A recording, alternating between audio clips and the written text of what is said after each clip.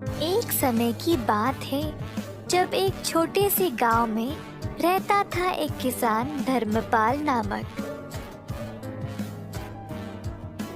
धर्मपाल खेती बाड़ी करके खुद फसल उगाता था। उसके पास कुछ पशु भी थे, जैसे मुर्गी, सूअर, बकरा और एक बड़ी सी गाय जिसको वो बहुत ज्यादा पसंद करता था। गाय से उसको काफी प्यार था क्योंकि वह हर रोज बहुत सारा दूध देती थी। धर्मपाल की कमाई ज्यादातर गाय के दूध से ही मिलती थी, तो वो चाहता था कि गाय हमेशा स्वस्थ रहे। एक दिन जब धर्मपाल खेत में काम कर रहा था, उसका बेटा रोते हुए उसके पास आया। बापू, बापू, जल्दी आइए। क्या हुआ बेटा? गैया बीमार हो गई शायद, जमीन पर पड़ी है और अजीब आवाजें निकाल रही है, दूध भी नहीं दे रही है। किसान और उसका बेटा तुरंत घर की ओर गए तो देखा कि गैया बहुत कमजोर लग रही थी। जब दूध निकालने की कोशिश की तो दूध भी नहीं निकला। किसान बहुत ही परेशान हो गया। अगर यह दूध नहीं देगी तो मैं क्या करूँगा? बिना दूध के ये तो बेकार है मेरे लिए। हर बार इसके लिए दवाई और देख रेख करने का समय नहीं है मेरे पास। कुछ न कुछ करके इससे छुटकारा ही पाना पड़ेगा। किसान को लगा कि अब गाय ठीक नहीं हो पाएगी, तो उसको खड़ा करके वन की ओर चलाते गया। गाय ने बहुत दूध दिया और अब वह उसके लिए बेकार हो चुकी थी। जंगल के भीतर पहुंचने के बाद किसान ने गाय को खुला छोड़ दिया और वहां से चला गया। बेचारी गैया अकेली और असहाय खड़ी रही। थोड़ी देर बाद गाय जंगल से डरने लगी और वहां से निकलने का रास्ता ढूंढने लगी। अपनी हिम्मत जुटाकर चलने लगी। बहुत देर बाद आखिरकार वह खुली जगह पर पहुंच गई, पर उसको पता ही नहीं था कि वह कहाँ आ गई। अचानक से उसने एक छोटा सा घर देखा और जल्दी उसकी ओर चलने लगी। घर तक पहुंचते ही वह थकावट से बेहोश गिर पड़ी दरवाजे के पास। यह एक गरीब आदमी मधु का घर था।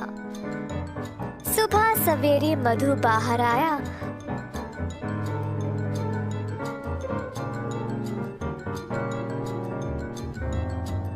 तो उसने गैया को अपने दरवाजे पर देखा। गैया बहुत बीमार लग रही थी और मधु को उसकी यह हालत देखकर बहुत दुख हुआ। उसने अपनी पत्नी को बुलाया मदद के लिए।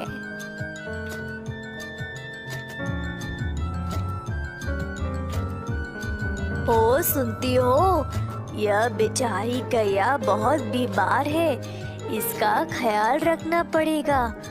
मेरे पास थोड़ा सा घास और चावल है जो यह खा सकती है। मधु ने जो कुछ थोड़ा सा खाना था वो ले आया और गैया के सिर पर गीला कपड़ा रखा।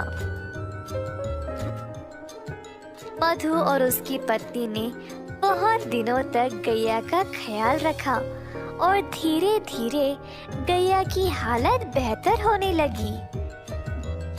जल्द गाय अपने आप चलने लगी। मधु गैया से बातें करता था, रोज उसको खिलाते हुए। गैया को भी मधु से बहुत लगाव हो गया। एक दिन जब मधु घर के बाहर सफाई कर रहा था, गैया उसके सामने आ गई। अपना पैर जमीन पर पटका और मजबूती से खड़ी हो गई। पहले मधु को समझ नहीं आया, फिर उसको लगा कि शायद वो दूध देना चाहती है। मधु ने एक मटका लाया और गाय से दूध निकालने लगा। इतना सारा दूध देखकर मधु खुशी से झूम उठा। जल्दी वह अपनी पत्नी को दिखाया। देखो क्या हुआ आज, गौ माता ने दूध दिया है। हम इसको बेचकर अच्छा पैसा कमा सकते हैं। ये तो कमाल हो गया जी, प्रभु ने हमारी प्रार्थना सुन ली। ठीक है, आप जल्दी बाजार जाइए और इसको बेचकर पैसे ले आइए। आज रात हम घर पे दावत करेंगे। तो मधु गया बाजार और दूध बेचकर अच्छा पैसा कमाया।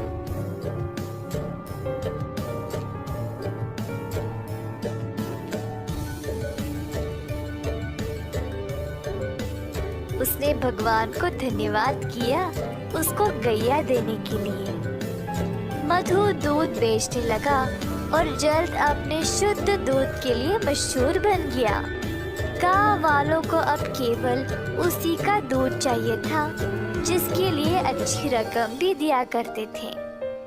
इस बात की खबर धर्मपाल तक पहुंच गई। मेरी गैया को चुराने की हिम्मत कैसे हुई इसकी, और अब वह अच्छे पैसे कमा रहा है। मैं अभी जाकर उसको वापस लूंगा, वो तो मेरी गाय है। धर्मपाल गया मधु के घर।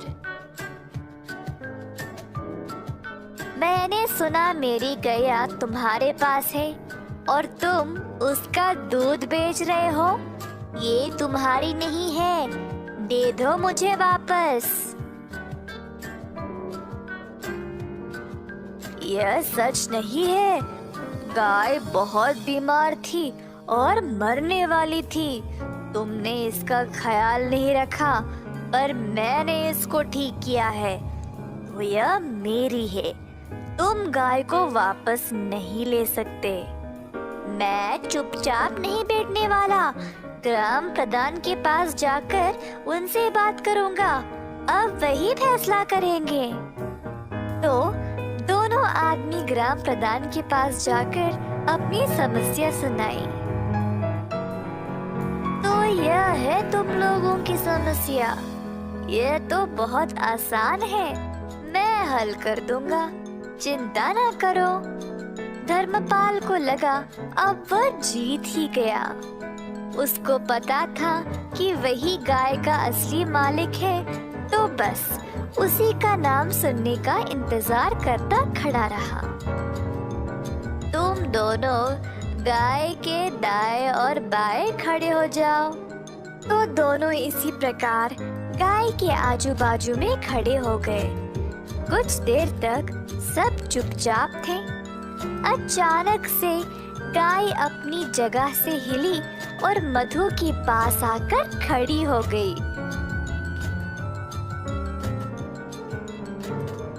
अतः ग्राम प्रधान ने यह निर्णय लिया कि गाय मधु की ही है, क्योंकि उसी ने उसको प्यार दिया और उसको अच्छे से ख्याल रखा। अब गैया ने अपना मालिक खुद चुना है, तो मैं इसकी इच्छा टाल नहीं सकता। मधु, ले जाओ अपनी गाय को। मधु बहुत खुश हो गया और गैया को अपने घर ले चला। धर्मपाल निराश होकर पछताने लगा कि उसने गैया को पहले जाने ही क्यों दिया था। इस कहानी से हम यह सीखते हैं कि कठिन समय में अपने वरदान को ऐसे ही जाने ना दें। आपके पास जो है उसको हमेशा महत्व